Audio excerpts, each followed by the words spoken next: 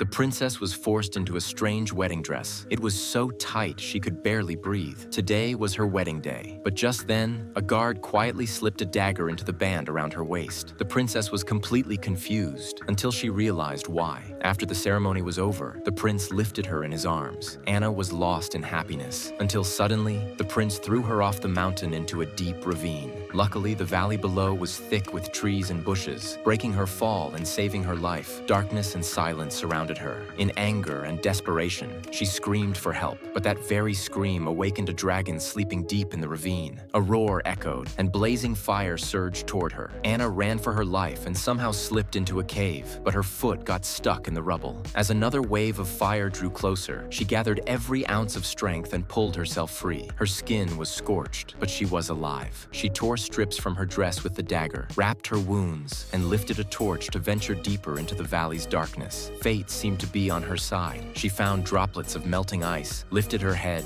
drank the water, and closed her eyes in exhaustion. But danger was creeping close. When she opened her eyes, the ice had turned into fire. Panicking, Anna ran back into the cave, barely escaping the dragon's flames. There, she noticed a narrow path leading outward. The cave walls shimmered with razor-sharp crystals, like a trap of death. Driven by the will to survive, Anna tore her dress again, twisted it into a rope, and began to climb. She was almost at the top when a thunderous roar echoed below. Startled, her foot slipped, and she began to fall. By sheer luck, her crown caught on a crystal, leaving her hanging in midair. But the crystal was fragile. It shattered instantly. Anna plummeted downward. The dragon's jaws opened wide to swallow her whole, but she didn't give up. With her last bit of strength, she wedged her crown back into the rock and kept climbing. Faster, harder, desperately. At last, she reached the cave's mouth, only to find another deep gorge waiting outside. Far below, she saw villagers passing by. She waved frantically and shouted for help, but no one could hear her. Her voice only drew the dragon's attention again. Warning signs etched on the walls and bones scattered around told her the truth. There was no way out. Anna closed her eyes, ready to face death. And then, a familiar voice cut through the darkness, calling out to her.